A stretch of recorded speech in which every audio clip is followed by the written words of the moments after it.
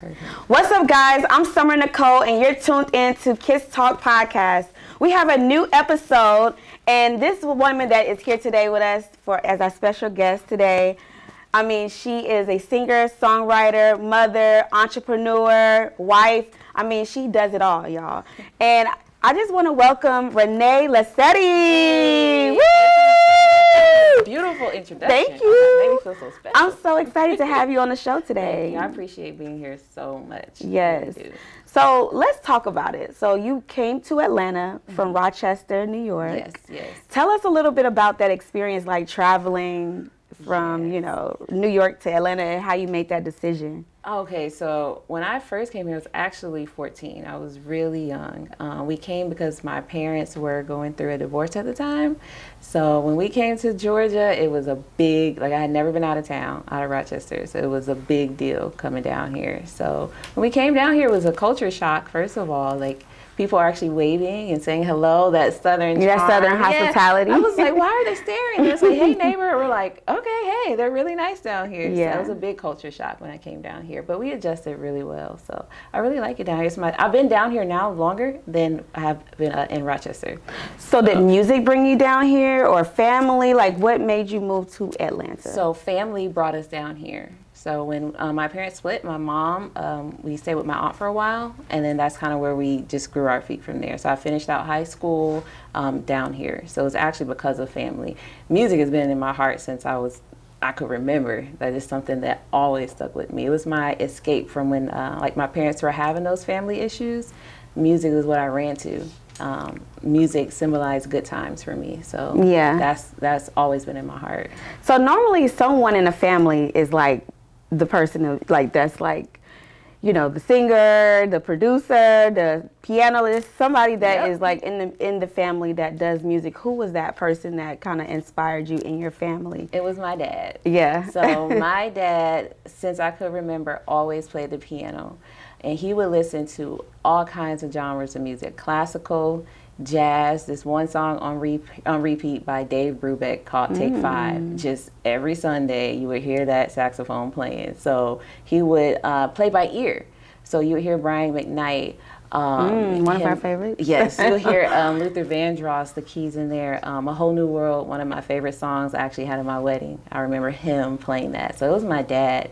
And he got us started with instruments. So I played the flute growing up. So, Lizzo, you do your thing, but I can play the flute a little bit too. So, so I played the flute growing up. And then me and my friends formed a little singing group thinking we were going to be the next Destiny Child. Yeah. Okay, who are you though? Who are you? So I was I was trying to be the star. I was the second one. I helped co-write and sing, but my friend, her name's Ashley, she took it when it came to that. So she was the lead, but I was trying, I was trying to compete, But it was called 7SB, 7 Shades of Black, because there was 7 of us. So as you can imagine, that didn't really work out. But yeah, that's a lot of girls. A lot of girls. So, but it was we were trying to model after. I believe it was the group. I think it's 702. Where My Girls At? Where My Girls At? Oh yeah. So that song, Destiny's Child, was our favorite group.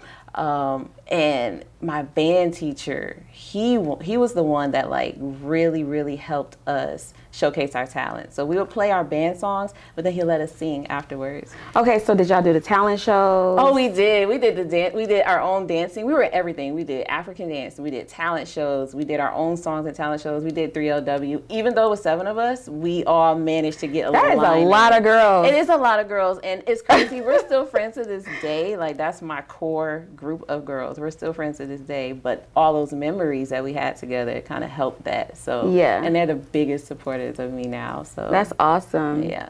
So how are you able to? Because I know you just said that song was played at the wedding. Yes. Okay, so you're a wife, you're a mother. Yes. Of how many? 4. 4 kids. Yes. No more. We are done. 4, but I also have two babies from another lady, so my 2 stepdaughters too. So a total of 6. So your bonus kids. Yeah, my bonus babies. We are a squad. I say, squad life, because that's really what it is. We're close. So I love my kids. So so being a mom, a wife, an artist, songwriter. entrepreneur. How are you able to manage all of these things? Like, I mean, that's a lot of tasks. It is, and it can get overwhelming sometimes, but I've learned over time that you can only do what you can do. Yeah. You can only worry about what's in front of you at the time. And so really balancing it, that's the key. So if my kids have something going on, I literally have to either write it out in the beginning of the day or put it in my phone, what I'm doing for that day. I don't try to plan out too far because I don't know what's going to happen in the future. I really need to take everything like a week by week basis. So I always tell people, if it's something going on in the future, put it on the calendar because I'm not going to remember. I'm letting you know in advance. But it's really about balancing it out and finding your me time because you can't keep helping everybody when you're empty. Most definitely. And it's hard to keep giving and giving and giving when you're empty. That's when it starts to get overwhelming. And with my family, it's like a village. Like we really support each other. And I had to learn to say no. When I know I can't do something, I have to say no. This is my limit. I'm a little overwhelmed right now, and then ask others to step in and help and take care of what needs to be taken care of. So my mom is at home, so she helps. She lives with us. Isn't that great? Yes, it's amazing, and she's a warrior herself. She's been through a lot, and like with the health stuff going on right now. Shout out to the moms though. Like seriously, even though it's Father's Day today, shout out to the dads too. But it's shout out to the moms. Yeah, like it's difficult doing everything, but that's my village. Like they really support and help me, and like my kids are probably the biggest cheerleaders like of all. So that's awesome. Motherhood is great. Yeah. I have one of myself on my own too. So I mean, it's amazing. But so that's great.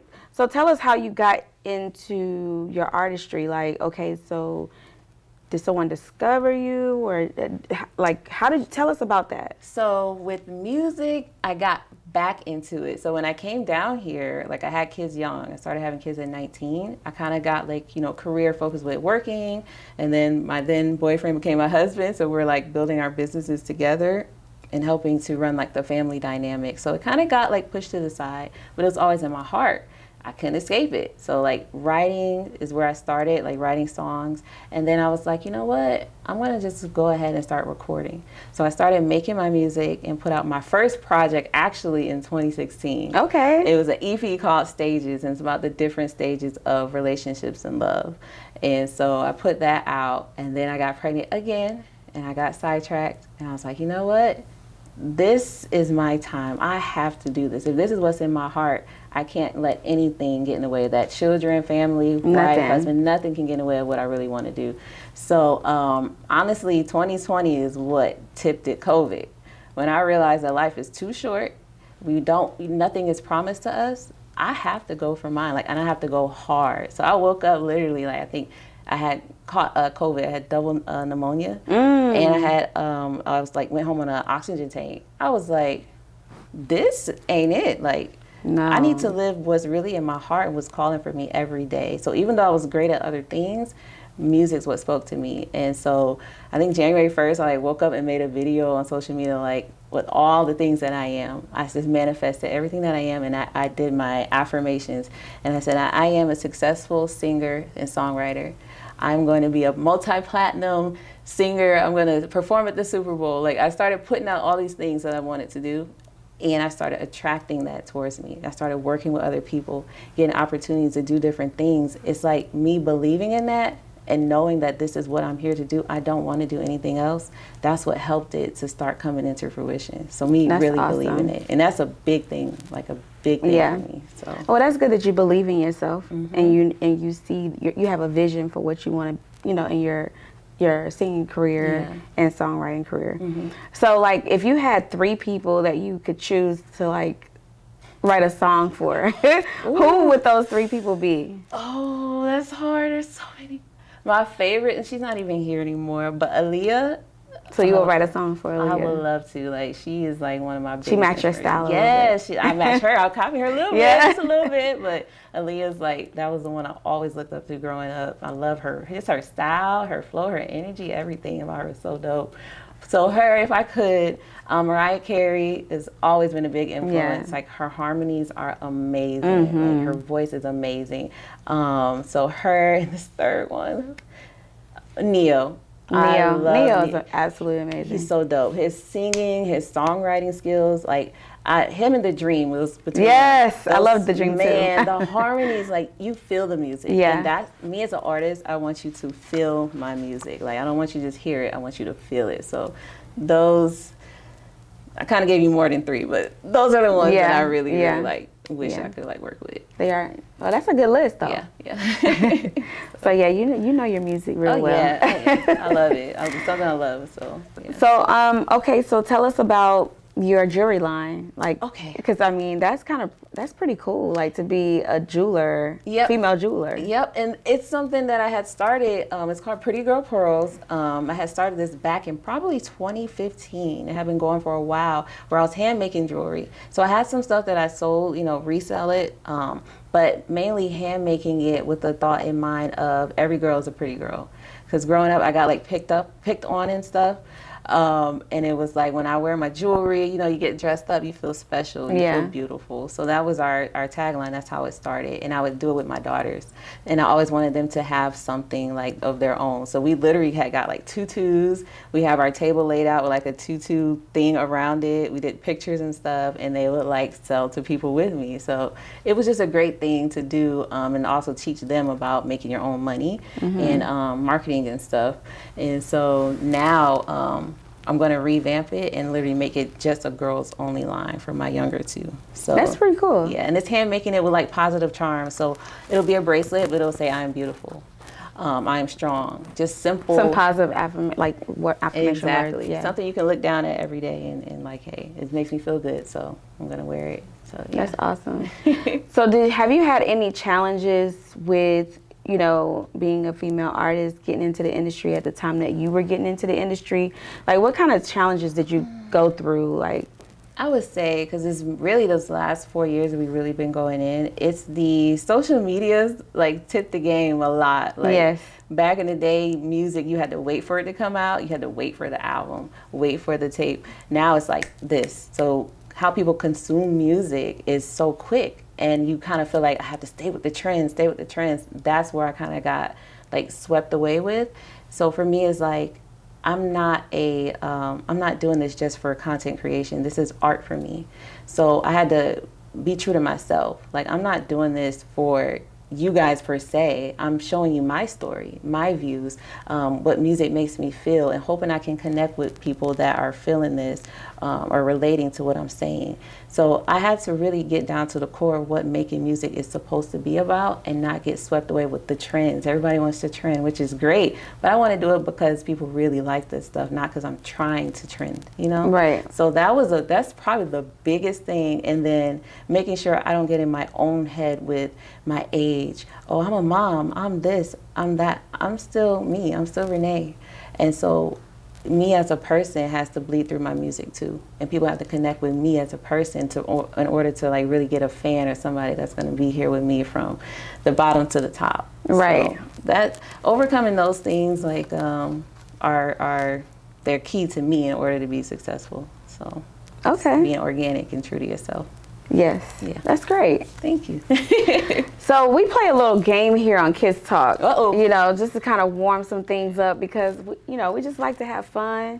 Because we don't want it to just be an interview, like interview style. Like, I just like to have fun with my guests too. I like that. Just to kind of get to know you a little bit better. So a little icebreaker. Okay. So let me ask you a few questions and you just pick out which one is the best or it's, that may fit you the most. All right, let's go. So like daylight or sunset? Sunset. Or sunrise or sunset, I'm sorry. I would say sunset, yeah. The magic comes alive. And I like the moon and the stars. Like, my last song is called To the Moon. Like, me and my family, like, what we do to break up from, like, normal life, we will get in my Jeep. I call it the Mom Mobile. I put rainbow lights on it. We got glitter, all the fun stuff in the car. We would turn the music up and drive through Atlanta, and my babies love looking at the lights. And we're rocking out to everything from marshmallow, like EDM style music, to if my husband joins in, he loves Bone Thugs and Harmony. We're listening to that. I'm over here with Mr. Brightside. Like, it's a rock and roll song. Like, we're having the best time, and my kids are being kids. We're rocking. People are looking. We like, hey, just like feeling it. So, I know that was a long story, but no, sunset. it's cool. Okay, so since you have kids, do you prefer baby stage, like the baby stage, or toddler stage? The baby stage. Some toddlers are like grown people. They talk back. They be like, yep, and you gonna make my juice. I'm like, oh my goodness, like you're so rude, you little cute thing. But babies, they just like love on you. They give you kisses and they just cute, like and cuddly. But I love toddlers too, but they talk back something else. So yeah, I like. Okay, so another question I want to ask you, because I know you're an artist and you're a songwriter, but sometimes people have, you know, one of the two is more prominent than the other. You know, they're more passionate about the other. And so to me, I look at songwriters as introverts and I look at artists as extroverts, because you have to be out there and you have to, you know, showcase your talent in front of a audience of people, and that takes a lot. So would you pick songwriting or would you pick artist? Oh, that's hard. This is crazy because this is a debate that I've actually had with my manager before. I would have to say, the way you put it so beautifully, I'm gonna have to say songwriting, only because telling the story is key, like connecting to that emotion and that feeling, and what you can do with words. Like you can make someone literally, like when you read a book, like you can make someone be in that room or that situation with your words. And that's what I connect to when it comes to music. So, I've always said it, I'm a singer at heart, but songwriter, like the way you put it, like really changed my mind. Songwriter, I would say. So basically you're an introvert. I am, but I'm not. But you struggle being extrovert. Yeah. I can talk to people, but I'm like, getting close to you is like, it's kind of scary for me. So yeah. Oh man, you made me really think about something. Like that's crazy. I like that one. So like, okay, so that's pretty cool. So let people know where they can find you with the jewelry line, because I want to see that too. We took down our site for now, so because we're revamping it. We're actually changing it into Pretty Girl World, and that's something that I want to do. Like specifically, my daughter, she's getting into acting and modeling, so. It's not up right now, but it is coming back. So we normally go to swap meets like the flea market. There's one at the Starlight Drive, and then we were at the Peddlers Market in McDonough. Okay. So we actually just set up there and we sell. And I like seeing her like in action, talking to people. And that's good that you have her involved. Oh yeah, absolutely. Because it's always good to have the kids learning at that age how to make money, how to sell.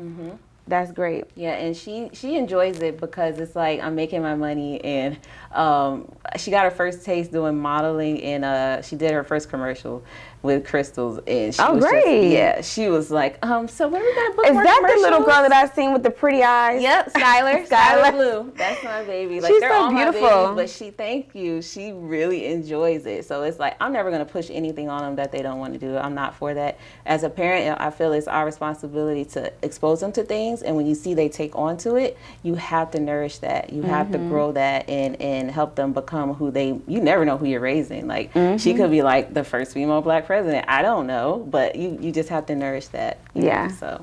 Well, it seems like you have that all the way down pat. Oh, by the grace of God, I'm learning. So tell everybody what's coming. What's new with your artistry? Like, what do you have coming up? So what's coming up right now? We have a project that we're working on. My second EP is releasing, so we're working on that. But up until that, the next single dropping is called Maybe. So that we already put a little teaser out on social media, but that will be dropping within a week. So stay tuned for that. You can follow me on Instagram, TikTok, and YouTube at only Renee Lesedi.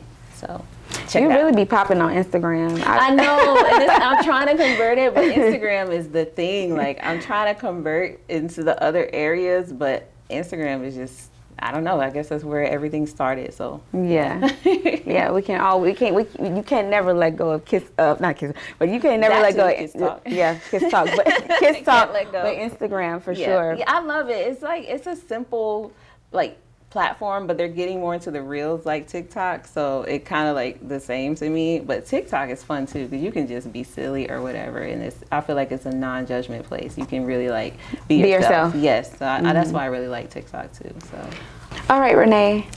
So tell us, what advice can you give to young girls or guys that are looking to follow your footsteps in the music industry, from, with all the things that you have going on, from being a mother to being an entrepreneur, a wife, singer, songwriter, all these amazing things. I know it's hard because you have to balance it all, and you have to give each and every one of those things your undivided attention at times, or so how do you balance that and then also give the people advice on that? Yeah, so the first thing I would say, if you have a specific goal in mind, is to actually write out your goals. When you write them down, you can reference back to your goals. You can hit certain points and be like, okay, I did this, I did that. First thing, write out your personal goals. The second thing is have realistic expectations. Do not think you're gonna do one post and it's gonna go super viral. It takes time to build up to stuff like that. You cannot be hard on yourself when you're constantly comparing yourself to everybody else's progress. That was something I used to do. If you stay on social media too long, you'll end up thinking like, oh, this person's doing that, you're doing that, and you'll start not even appreciating the progress that you have made. So write out your goals and start with that. Secondly, if you are a mom, you are a business owner, if you're a wife, you have to realize that you can take things in steps. You can't do everything at once. So I literally have to have a content day. If I'm doing content and I know it's going to be content, this is content day.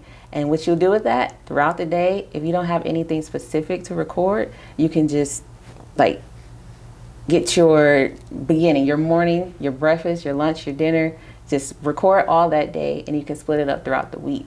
So that's for the content creators. And that way you'll have content and you can just place it wherever you need to place it while you're working on other things.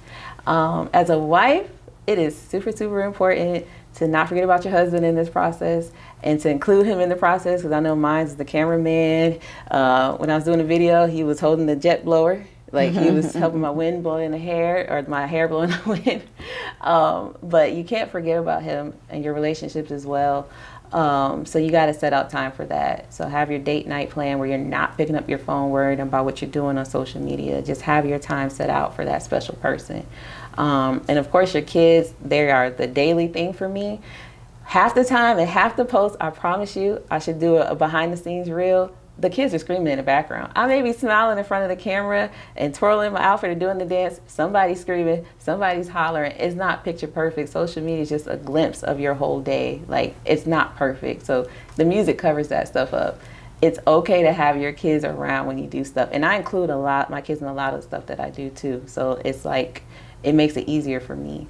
So really just try to balance all of that stuff out. It's not impossible. You just don't don't think that you can jump over the mountain in one day. You got to take steps. And next thing you know, you're going to look back and be like, man, look how far I came, because you've been just slowly taking these steps and climbing your way to the top of where you want to be and your vision of success, not nobody else's.